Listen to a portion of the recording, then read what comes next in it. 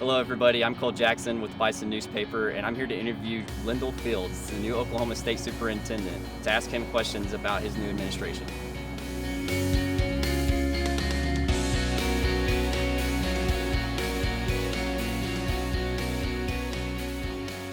"30-year educator, dad of 3, Eva 10, Blake's 25, and my oldest daughter, Jordan's 32.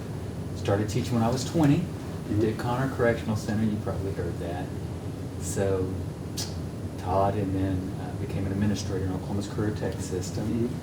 Retired 4 years ago and been doing leadership consulting, working with organizations to help improve their cultures, and that's building on some of the work that we did at Tri-County, culture improvement and performance excellence, so helping organizations.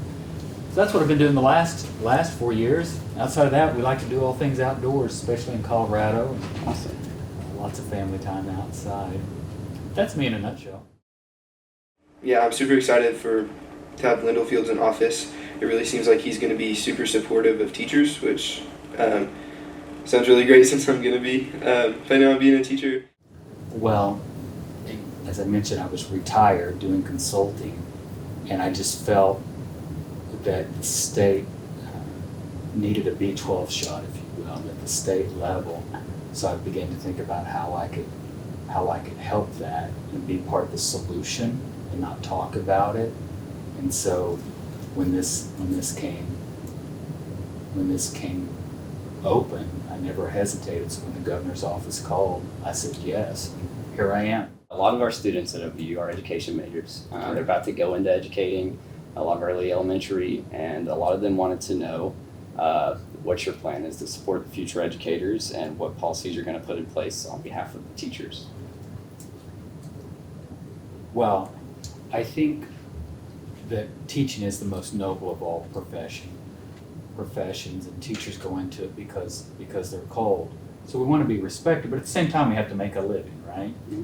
So propping up those things that can help teachers in the classroom are really important to us. And I think it comes down to leadership at the building level, ensuring that we have the best leaders possible at the building level. In terms of what we're going to do, I think it's more about what we're not going to do. Mm-hmm. As we look in the organization, what are things that we're doing that are inhibiting schools, that are inhibiting teachers from being the best version of themselves?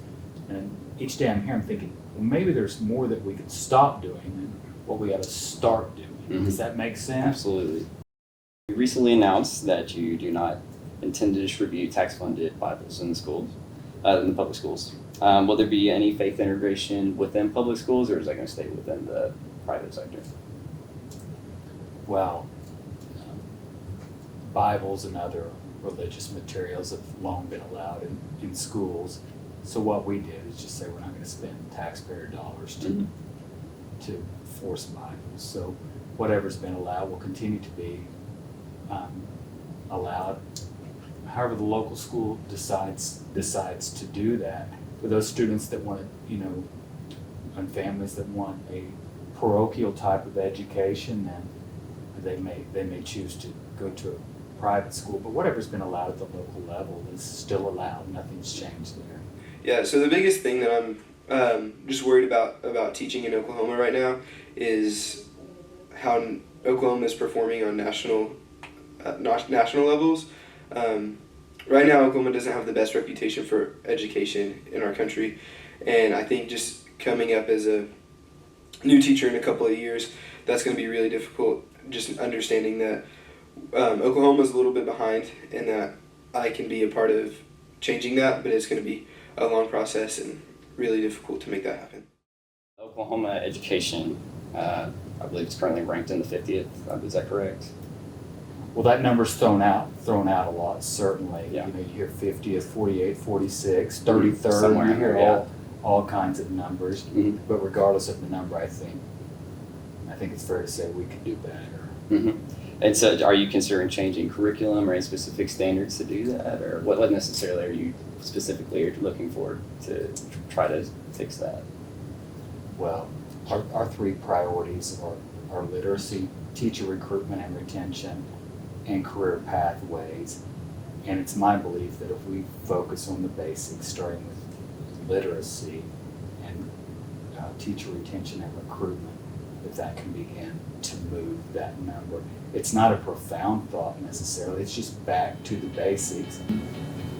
Teaching is the most noble of all professions, and there's nothing greater than giving of yourself to change somebody's life. So if you feel like that's something you'd like to do, I think